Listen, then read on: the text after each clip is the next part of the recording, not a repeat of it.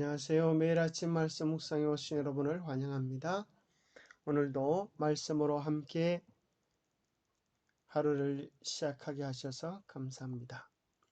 기억절, 내가 내 언약을 나와 너 및 내 대대 후손 사이에 세워서 영원한 언약을 삼고 너와 내 후손의 하나님이 되리라. 창세기 17장 7절의 말씀. 오늘은 한 주간의 말씀을 요약하는 시간입니다. 영원한 언약은 하나님께서 우리에게 주시는 약속들입니다. 오늘 영원한 언약의 특징들을 통하여서 전체적으로 아브라함의 언약을 통하여 나타난 특징과 또 구체적인 의미들을 살펴보기를 원합니다. 학습 목표 깨닫기. 아브라함을 통해 세상의 구원의 계획을 드러내고자 하셨던 하나님의 뜻을 깨닫는다. 느끼기. 언약 관계 속에서 우리에게 요구되는 것은 온전한 순종임을 기억한다. 행하기. 아브라함과 같이 하나님의 부르심에 순종으로 응답한다. 자, 이 주의 말씀은 일요일날 여호와 그리고 아브라함과 맺으신 언약, 하나님께서 언약을 맺으시면서 자기 자신을 여호와라고 소개해 주십니다. 두 번째, 하나님께서 엘샤다이로 당신을 나타내시고요. 화요일 소지는 하나님께서 아브라함과의 언약을 새롭게 하시기 위하여 그의 이름을 아브라함에서 아브라함으로 개명하신 것이 나옵니다. 수요일 소지는 언약의 단계들, 목요일은 언약의 의무들. 그래서 전체적인 흐름 속에서 우선 수요일 소지를 먼저 이해하는 것은 중요합니다. 왜 그런가 하면 언약이 어떤 구조로 되어져 있는지를 이해하는데 큰 도움이 되기 때문입니다. 그래서 수요일 소지에 보면 하나님께서 아브라함에게 나타나셔서 말씀하십니다. 너는 너의 고향과 친척과 아버지의 집을 떠나 내가 네게 보여줄 땅으로 가라. 내가 너로 큰 민족을 이루어 네게 복을 주어 내 이름을 창대하게 하리니 너는 복이 될지라. 하나님께서 아브라함에게 3번 구체적인 언약을 베풀어 주시는데 그 언약에는 똑같은 공통된 특징이 있었습니다. 첫 번째는 여호와께서 아브라함에게 이르시되 하나님의 다가오심입니다. 두 번째는 너는 너의 고향과 친척과 아버지의 집을 떠나라. 내가 너에게 보여줄 땅으로 가라 라고 명령하십니다. 그리고 세 번째 특징은 그 명령에 그 언약에 순종할 때 하나님께서 복을 다시는 내용이 나와 있습니다. 내가 너로 큰 민족을 이루고 내게 복을 주어 내 이름을 창대하게 하리니 너는 복이 될지라. 매 언약마다 하나님께서 축복을 약속하시는 것이 나옵니다. 자, 아브라함은 특별히 창세기 12장에서 여호와 하나님을 만나고 하나님의 부름에 응하여서 내 친척 아비 집을 떠나서 지시할 땅으로 먼 여행을 합니다. 두 번째 하나님께서 언약은 창세기 15장에서 아브라함에게 약속해 주시는데요. 구체적으로 두 번째 언약을 통하여서 언약의 기본적인 형태를 갖추고 언약을 맺으시는 내용이 나옵니다. 그래서 그 언약을 위하여서 피의 제사, 짐승을 둘로 쪼개 놓아서 그 언약을 지켜지지 못할 때 언약을 한 자들이 그와 같은 저주를 각오하고 죽음을 각오하고 언약을 베푸는 참으로 그 당시 언약 체결의 구체적인 방법을 하나님께서 취하십니다. 세 번째는 창세기 17장에서 아브라함이 99세 때에 나타나셔서 그의 이름을 바꾸어 주시고 또 언약의 표적으로 할례를 주시는 내용이 나와 있습니다. 그 모든 언약은 똑같이 다가가심, 순종을 명령하심, 또 축복을 약속하심이라고 하는 공통된 단계들이 나오는데요. 또 이 언약이 첫 번째, 두 번째, 세 번째 반복되어질수록 이 언약이 구체화되어지고 또 성취가 임박해져서 긴박성을 더해주는 것입니다. 그래서 하나님은 또 다른 언약을 더해주는 것이 아니라 그 언약을 점점 더 구체화시켜 주시고 그 언약을 더욱 분명하게 이루어 가시는 것을 발견하게 됩니다.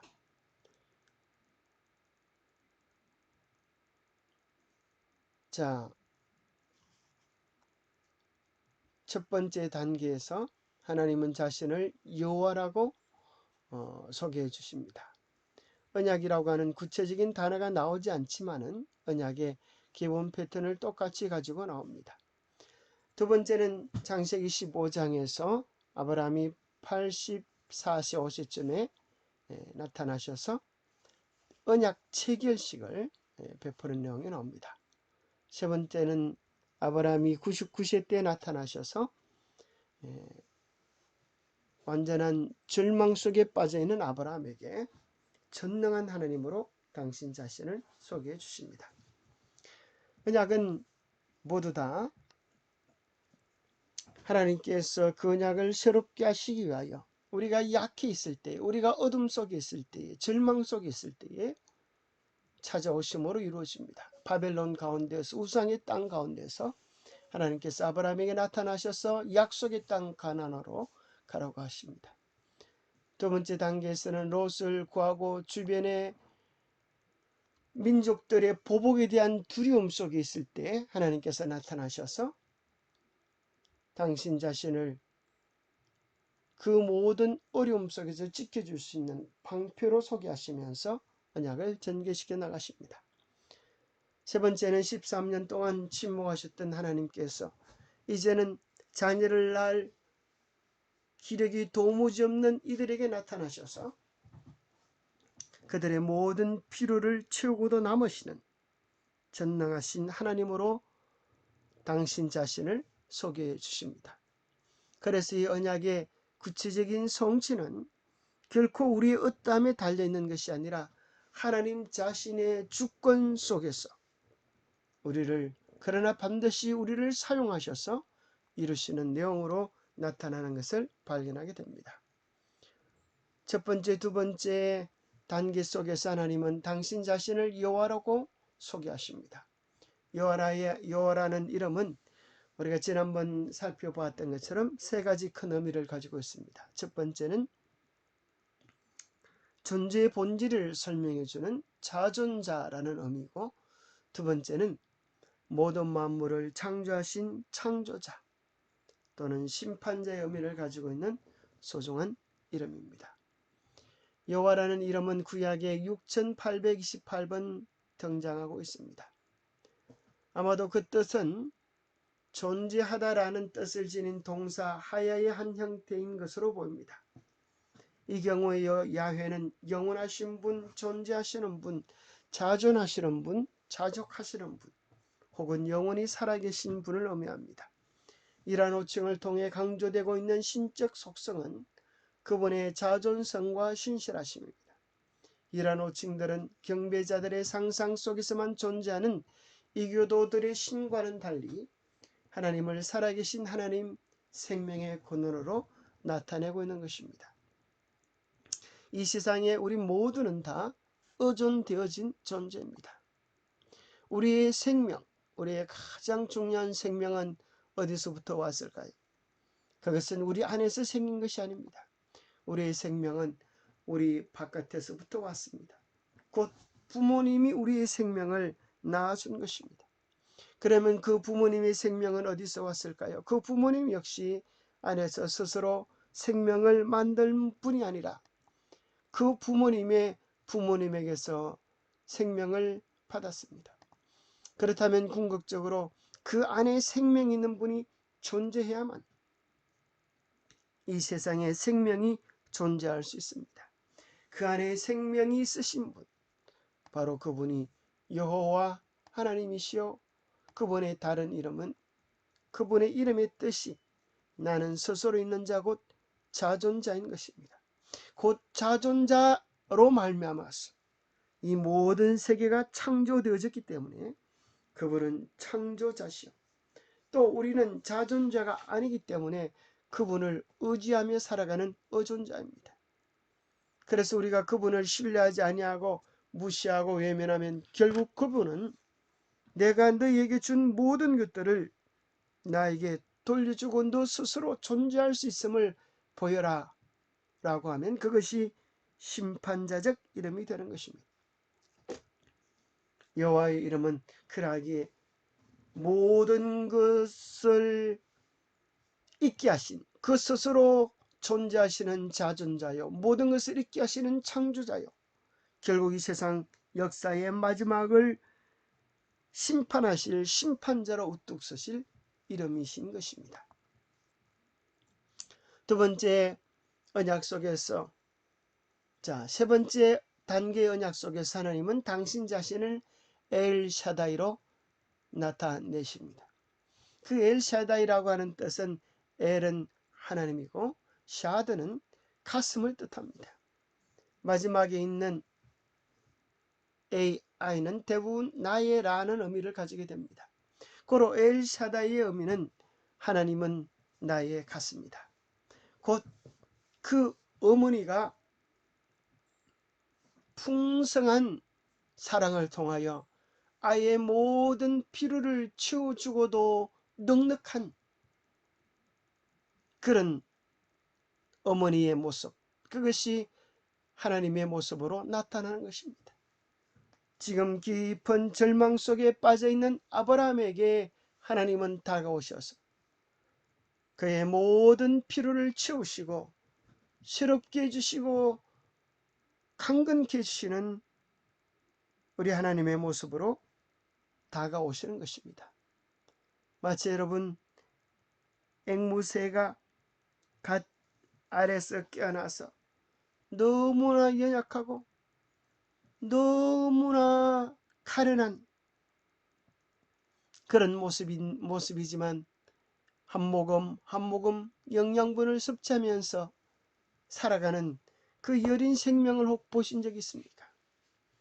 아무리 여리고 약한 존재일지라도 그의 어머니의 젖을 먹고 어머니의 사랑을 먹고 강건한 아이가 되는 것처럼 우리 모두가 다 엘샤다이 하나님을 만날 때 우리의 모든 필요를 공급하시는 하나님 안에서 넉넉해지고 새롭게 될 수 있는 것입니다. 전능한 하나님이란 이 성호, 셈족 언어에서 근본적으로 하나님을 가리키는 엘이라는 이름과 또 전능한이 합쳐진 이름이라고 교과에서 번역했습니다. 그러면서 그것은 인간의 연약함과 대조를 이루는 하나님의 전능하심이 인간의 핍절함과 대조를 이루는 하나님의 넉넉함과 풍성함이 나타나 있는 이름인 것입니다. 그래서 그 이름은 우리의 부족을 넉넉히 채우고도 남는 하나님의 넉넉함을 이야기합니다. 그래서 우리는 이사야 66장에서 아름다운 새 땅을 묘사할 때 마치 아이가 엄마의 품에 안겨 그 젖을 넉넉히 빤 것 같이 너희가 즐거워하리라 라고 말씀하시면서 엘샤다이 하나님의 궁극적인 성취를 보여주는 것입니다. 이사야 66장 11절에 그렇게 기록되어 있습니다. 하나님은 엘샤다이 하나님으로 다가오셔서 화열 소재에 보면 아브라함을 아브라함이라고 하는 이름으로 바꾸어 주십니다. 고대 셈족에서 이름은 굉장한 의미를 가지고 있었습니다. 그것은 대개 부모들의 소망이나 감사를 표현하는 하나의 구나 짧은 문장으로 이루어졌습니다. 그 사람의 이름은 곧 그의 운명이요 그의 사명이요 참으로 그의 삶을 대표하는 한 문장이었습니다. 다니엘의 이름의 뜻은 하나님께서 심판하신다, 하나님은 나의 심판자이시다 라는 이름은 얼마나 그의 기별과 적절하게 조화되는 이름입니까? 요엘은 야훼는 하나님이시다, 나다는 하나님의 선물. 자, 기독교라고 하는 명칭은 흔히 많은 사람들이 기독 이렇게 기독교 이렇게 이야기하지만 그 뜻을 모르는 사람들이 있습니다. 기독은 그리스도라는 말을 한문으로 음력하다 보니까 기독이라고 하는 두 글자로 그리스도를 음력한 것입니다. 그래서 기독교는 그리스도교라는 말입니다. 그러면 그리스도라는 의미는 무슨 말입니까? 그것은 메시아 곧 기름 부은 받은 자라는 의미를 가지고 있습니다. 그래서 예수는 이 땅에 메시아로 기름 부음을 받은 자로 오셨습니다. 그분은 온 우주를 통치하는 왕이시요 우리의 죄를 주님 앞에 나가서 속죄함을 얻게 하시는 제사장이시요 우리의 장래를 알리시고 길을 선포해 주시는 선지자이신 것입니다. 그래서 우리가 예수라고 말할 때 예수, 그 말은 여호수아와 같은 의미인데 이름의 뜻은 여호와는 구원이시다. 바로 우리를 구원하기 위하여 오신 그분이 여호와시요 그분이 바로 예수라고 하는 사실을 그 이름 속에서 발견하게 됩니다. 우리가 흔히 예수 그리스도라고 이야기할 때 바로 예수님이 우리의 구세주이시다, 예수님이 우리의 메시아이다라고 하는 신앙 고백적 이름이 되는 것입니다. 아브라함의 계명의 배경을 보면 하나님께서 이제 세 번째 언약 체결에 나타나셔서 아브라함이라고 하는 칭송받는 아버지 이름에서 이제 열국의 아버지, 열국이라고 하는 것은 이스라엘과 이방을 포함한 모든 나라의 아버지가 될 것을 이야기하십니다. 그래서 세계 만방에서 하나님을 믿는 백성들이 나오게 되고 바로 그들은 아브라함처럼 믿음을 가진 사람들이 되어서 영적 아브라함의 후손이 될 것을 이야기를 합니다. 그것은 곧 구체적으로 예수 그리스도를 통하여 이루어지는데 아브라함의 후손인 예수 그리스도를 통하여서 그들의 죄가 용서받고 구원의 길을 경험하는 영적 거듭난 백성들이 아브라함의 후손이 될 것이고 곧 그들은 세계 곳곳에서 나올 것을 언약적으로 말씀해 주시는 것입니다. 또 우리는 이런 장면을 생각해 볼 수 있습니다. 연세 많으신 두 어르신이 열국의 아버지, 열국의 어머니 서로 대화를 나누면서 그렇게 이야기하는 것입니다. 지나가던 나그네가 물어봅니다. 할아버지는 도대체 자식이 얼마나 많으시기에 열국의 아버지라고 그렇게 불려지십니까? 그때 할아버지가 웃으면서 말합니다. 나는 아직 자식이 한 명도 없어요.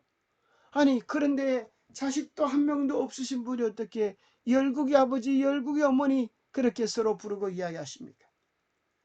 그때 아브라함은 웃으면서 이렇게 이야기할 수 있었을 것입니다. 나는 내 몸이 이미 죽었어도 우리 주님께서 아들을 주신다고 약속해 주셨어요. 그 아들을 통하여 하늘의 별처럼 바다의 모래처럼 무수히 많은 열국이 나올 것을 그렇게 약속하셨으니 우리는 그 약속을 믿고 서로를 향하여 그렇게 부른다 합니다. 그것은 우리의 믿음의 고백이요 하나님을 신뢰하는 약속의 표현입니다. 우리는 그 약속을 주장할 때마다 힘이 나고 용기가 나고 그 약속이 반드시 이루어질 것을 믿고 신뢰한답니다. 아브라함이 그렇게 말하고 그렇게 살았을 때 놀랍게도 그 약속이 그들의 삶에 이루어진 것입니다. 우리의 말은 힘이 있는 것입니다. 우리의 생각은 말이 되지만 또 말은 우리의 생각을 바꾸어 버리는 힘이 있습니다. 그래서 민수기에서 우리는 12 정탐꾼들이 10명은 그 좋은 땅에 들어가지 못하겠다라고 이야기하고 가나안을 정탐했던 단 2명은 들어가겠다고 이야기했는데 우리 하나님께서 민수기 14장 28절에 이렇게 말씀하지 않습니까? 여호와의 말씀에 내 삶을 두고 내 인격을 두고 맹세하노라. 너희 말이 내 귀에 들린 대로 내가 너희에게 행하리라. 우리의 말이 우리의 미래를, 우리의 운명을 만들어내는 것입니다. 사람은 입으로 나오는 열매로 말미암아만 배부르게 되나니 곧 그 입술에서 나오는 것으로 말미암아 만족하게 되느니라. 죽고 사는 것이 혀의 입에 달렸으니 혀의 힘에 달렸습니다. 혀를 쓰기 좋아하는 자는 혀의 열매를 먹으리라. 생각해보면 우리는 입에서 나오는 열매를 먹고 사는 사람들입니다.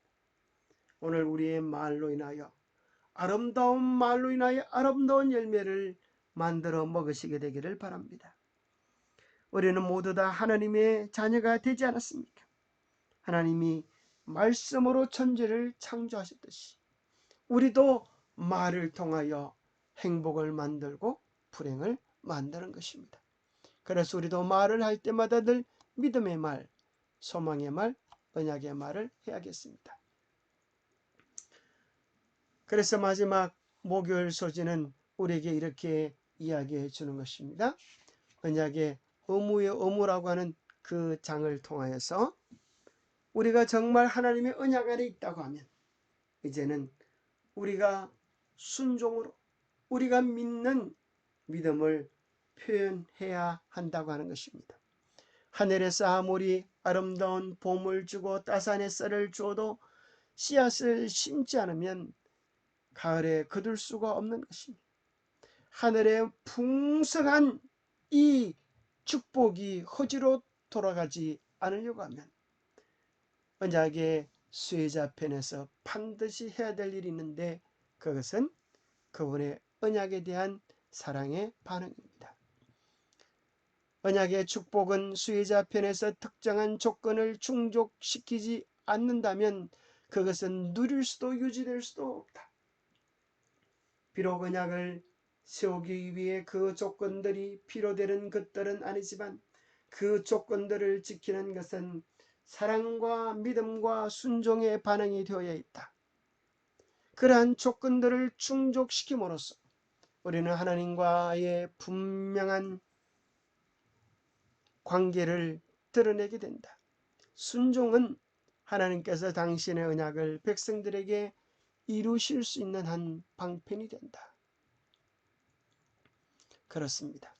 하나님께서 이스라엘 백성을 기적으로 인도하시고 광야에서 수많은 기적을 베푸시고 매일 만나를 통하여 먹이시고 가나안에 들어갈 약속을 주셨음에도 불구하고 어떤 사람은 들어가고 어떤 사람은 들어가지 못했습니다. 바로 그 차이가 무엇입니까? 믿은 사람은 들어가고 믿지 못한 사람은 들어가지 못했습니다. 이스라엘 백성에 주신 언약이지만 그 언약을 믿음으로 받고 순종했던 자들은 들어가고 그러하지 못했던 자들은 언약이 있음에도 불구하고 그들과 상관없는 언약이 되어버리고 만 것입니다. 그 말씀을 기준으로 해서 근거로 해서 히브리서 4장 12절은 이야기합니다. 하나님의 말씀은 살아있고 활력이 있어 좌우에 날선 어떤 금보다도 예리하여 혼과 영과 및 관절과 골수를 찔러 쪼개기까지 하며 또 마음의 생각과 뜻을 판단하느니 지은 것이 하나도 그 앞에 나타나지 않음이 없고 우리의 결산을 받으실 이의 눈앞에 만물이 벌거벗은 것 같이 드러나느니라. 우리가 너무나 잘 아는 이 말씀은 많은 분들이 하나님의 말씀은 살아있고 활력이 있어 좌우에 날선 어떤 것보다도 예리하다. 하나님 말씀에 나오는 하나님의 말씀을 성경 전체의 기별로 그렇게 이해를 합니다.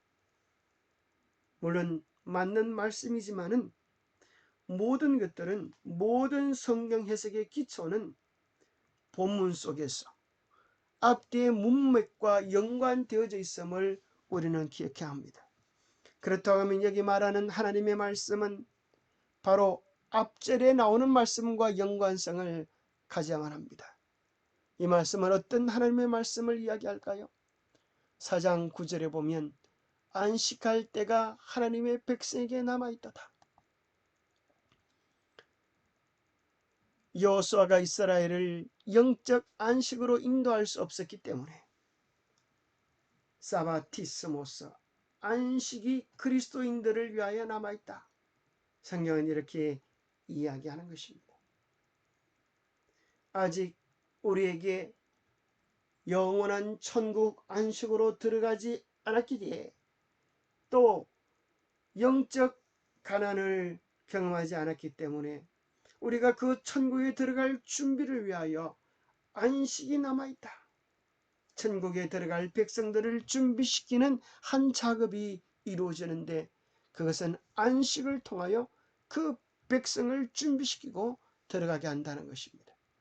그래서 여기 안식이라고 하는 단어는 원문에 사바티스모스라고 하는 단어를 쓰는데 이 단어는 놀랍게도 사바스라고 하는 안식일과 연관되어진 단어임을 발견하게 됩니다. 이것은 신약 성경에서 단 한 번 사용된 단어로 사바티스모스, 바로 제7일 안식일을 의미해 주고 있는 것입니다.